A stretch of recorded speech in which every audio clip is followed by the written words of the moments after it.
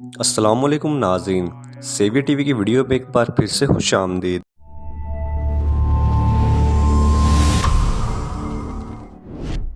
ناظرین گرامی، بہاولپور میں ابھی تک کہرام مچا ہوا ہے۔ اسلامیہ یونیورسٹی سکینڈل کیس نے پاکستان کی بنیادیں تک ہلا ڈالیں۔ لوگ لڑکیوں کو یونیورسٹی بھیجتے ڈر رہے ہیں، لیکن دوسری جانب حکومت اور انتظامیہ محض کمیٹی کھیلنے میں مصروف ہیں۔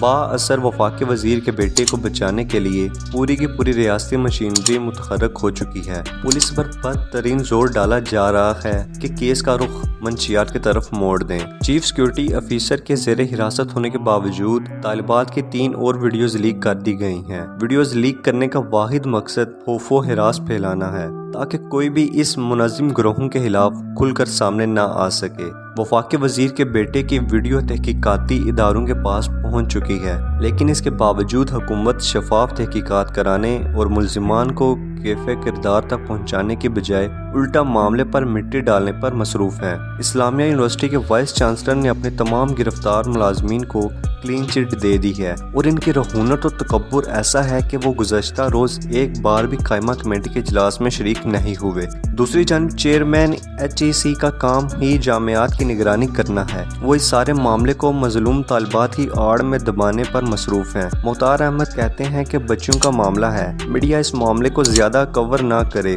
بہاولپور یونیورسٹی کیس کے بعد ملک بھر کی یونیورسٹی میں طالبات کی حاضری میں حیران کن حد تک کمی دیکھی جا رہی ہے۔ کچھ اسے محرم الحرام سے جوڑ رہے ہیں، لیکن حقیقت یہ ہے کہ محرم الحرام ہر سال آتا ہے۔ ایام عزا بھی ہر برس منائے جاتے ہیں، لیکن کبھی بھی یونیورسٹی کی حاضری میں اتنی کمی نہیں دیکھی گئی۔ آج کل سب کے پاس موبائل فون ہے اور ہر کسی تک یہ خبریں پہنچ رہی ہیں، تو ان حالات میں کیا آپ، میں اور ہم سب اپنی بہنوں اور بیٹیوں کو سفاک دریدوں کے رحم و کرم پر چھوڑ سکتے ہیں؟ یقیناً نہیں۔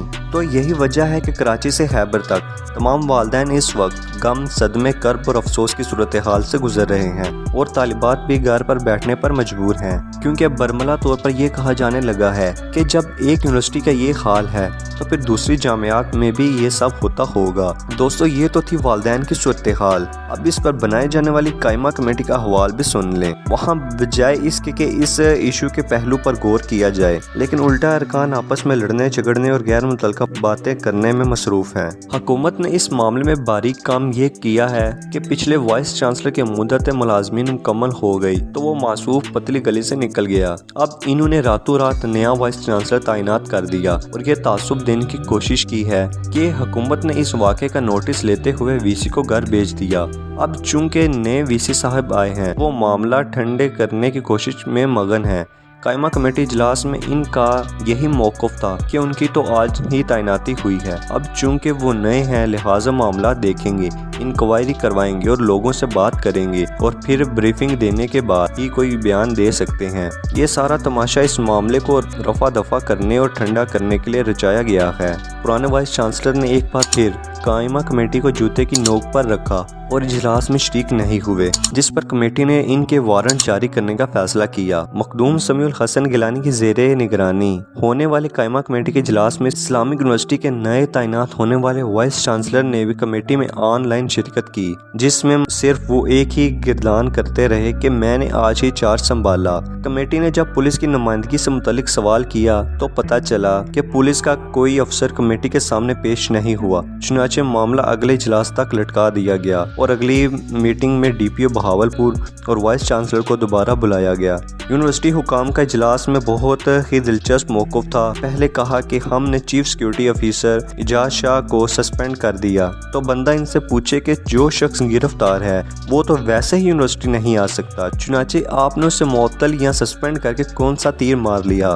چیئرمین نے اگلا سوال کیا کہ بتائیں اب تک کتنے لوگوں کو گرفتار کیا گیا؟ اس پر یونیورسٹی حکام کا کہنا تھا کہ ہم نے اس پر 3 کمیٹیاں بنا دی ہیں۔ اب آپ خود سمجھدار ہیں کہ اس ملک میں کمیٹی کیوں بنائی جاتی ہے۔ کمیٹی کا واحد مقصد معاملے کو لٹکانا اور ٹالنا ہوتا ہے، اور اس وقت یہ سب یہی کرنے پر مصروف ہیں۔ اسلامی یونیورسٹی میں تعینات ہونے والے نئے وائس چانسلر سے جب پوچھا گیا کہ آپ کی تحقیقاتی کمیٹی کے کیا نتائج نکلے یا فیکٹ رپورٹ کی صورتحال کیا ہے اور وہ کب تک مکمل ہوگی، तो इस पर उनका कहना था कि अभी हमें मजीद वक्त चाहिए। नाजरीन ग्रामी, दरअसल यूनिवर्सिटी हुकाम हो या पुलिस के रियासती इदारे, ये सब लोग इस मामले को बिल्कुल एक आम इशू की तरह ट्रीट कर रहे हैं। इन्हें इसकी असासियत का एहसास और अंदाजा तक ही नहीं है। अब 3 वीडियोस लीक होकर वायरल हो चुकी हैं, जिससे यूनिवर्सिटी से लोगों का एतमाद उठने लगा है। लोग यूनिवर्सिटी में पढ़ने वालों को मशकूक निगाहों से देख रहे हैं, जैसे इस मुल्क में हर कॉलेज यूनिवर्सिटी में सिर्फ यही कुछ हो रहा है। अंदर की खबर है कि वफाकी वजीर के बेटे को बचाने के लिए chief security officer Ijaz Shah को कुर्बानी का बकरा बनाने की तैयारी की जा रही है। इजाज शाह को दोस्त दबाव और लालच देकर मनाया जा रहा है कि वो सारा गुनाह खुद कबूल कर ले। चूंकि इसका ताल्लुक एक इदारे से है, इसलिए इसे साबिका हैसियत का हवाला देकर बचा लिया जाएगा और मामला ठंडा होने के बाद नौकरी भी बहाल कर दी जाएगी। अलबत्ता अगर नौकरी बहाल ना हो सकी तो फिर इसे अकोमोडेट कर दिया जाएगा। प्यारे दोस्तों, अब इस मामले पर बहुत से सवाल खड़े हो चुके हैं। सिर्फ एक चीफ सिक्योरिटी ऑफिसर या चंद दूसरे ओहदेदारों को कुर्बानी का बकरा बनाने से ये मामला ठंडा नहीं होगा और ना ही खत्म होगा। सबसे बड़ा सवाल ये है कि यूनिवर्सिटी की हदूद में ऐसा गलीज, घिनौना, घटिया और मकरूह काम कैसे हुआ। यूनिवर्सिटी की किस जगह को इस्तेमाल किया जाता था? क्या हॉस्टल में ये नंगी वीडियोस का धंधा चलाया जा रहा था?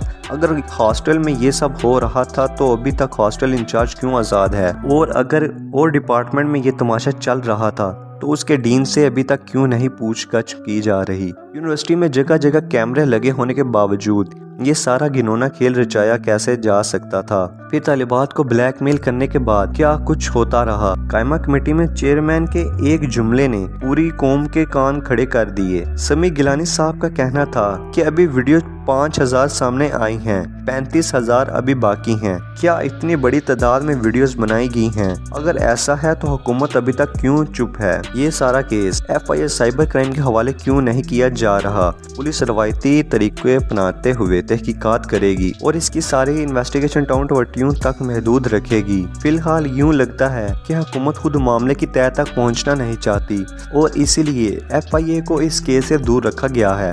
HEC के चेयरमैन मुख्तार ने निराली मंतक गाड़ दी। वो कहते हैं कि मीडिया इस मामले को ज्यादा कवरेज ना दे क्योंकि ये बच्चों का मामला है। इनसे अब हम इंतहाई अदब से सवाल करते हैं कि क्या मुख्तार साहब, अगर आपकी अपनी बच्ची इस यूनिवर्सिटी की स्टूडेंट होती तो उस वक्त भी आपका मौक़िफ़ यही होता? खुदारा कौम की बेटियों को भी अपनी बेटियां समझें, क्योंकि बेटियां सबकी सांझी होती हैं। आप एक बहुत बड़े ओहदे पर फाइज हैं, लिहाजा आपको ऐसी गलीज और छोटी सोच नहीं रखनी चाहिए और हरगिज आप मुल्जिमान के सहूलतकार ना बने, क्योंकि आज किसी और की बेटी निशाना बनी है, कल को ये आग आपके घर तक पहुंचकर आपको भी जलाकर भस्म कर सकती है। प्यारे साथियों, अब तक हमने किसी भी वीडियो में इस वफाकी वजीर के बेटे या उस खातून सियासतदान का जिक्र नहीं किया जिनका स्कैंडल से नाम जोड़ा जा रहा है, क्योंकि हम इस बात पर यकीन रखते हैं कि सबको अपनी सफाई देने का हक है। लेकिन अब मारूफ सहाफ़ी और एंकर पर्सन इकरारुल हसन ने वफाकी वजीर और उनके बेटे का नाम ले लिया है, तो हम भी इसका जिक्र करते चल दें। जिस वफाकी वजीर के बेटे को उस स्कैंडल केस का मास्टरमाइंड या सरगना बताया जा रहा है, उसका नाम है तारक बशीर चीमा। जी हाँ, मुस्लिम लीग कॉफ से ताल्लुक़ रखने वाले वफाकी वजीर तारक बशीर चीमा। इकरारुल हसन का दावा है कि इस्लामिया यूनिवर्सिटी के चीफ सिक्योरिटी ऑफिसर को भी तारक बशीर चीमा के बेटे को बचाने के लिए गिरफ्तार किया गया है। और तो और इकरारुल हसन का कहना है कि कुछ अरसा पहले एक पुलिस एहलकार को गिरफ्तार किया गया था जिसके कब्जे से मंशियात मिली थी और तलाशी के दौरान इस एहलकार के फोन से तारक बशीर चीमा के साहबजादे वली दाद की वीडियोस मिली थी। पुलिस ने फौरी तौर पर वाक़े से मुतालिक तारक बशीर चीमा को आगाह किया था, जिसके बाद वो एक्शन में आए और उन्होंने पुलिस को हदायत की थी कि किसी भी सूरत मेरे बेटे की वीडियो लीक नहीं होनी चाहिए। और फिर इनकी हदायत पर इस्लामी यूनिवर्सिटी के chief security officer Ijaz Shah को गिरफ्तार किया गया और यूनिवर्सिटी से डायरेक्टर फिनांस प्रोफेसर अबू बकर को पकड़ा गया और इन्हीं के मोबाइल से वली दाद चीमा की वीडियोस बरामद हुई। नाज़रीन ग्रामी, इस सारे मामले में कितनी सदाकत है। अगर वाकई तारक बशीर चीमा के बेटे वाली बात दुरुस्त है तो फिर इसे عبرت کا نشان بنایا جانا چاہیے۔ اگر وہ بے قصور ہے تو پھر بے شک اسے چھوڑ دیا جائے،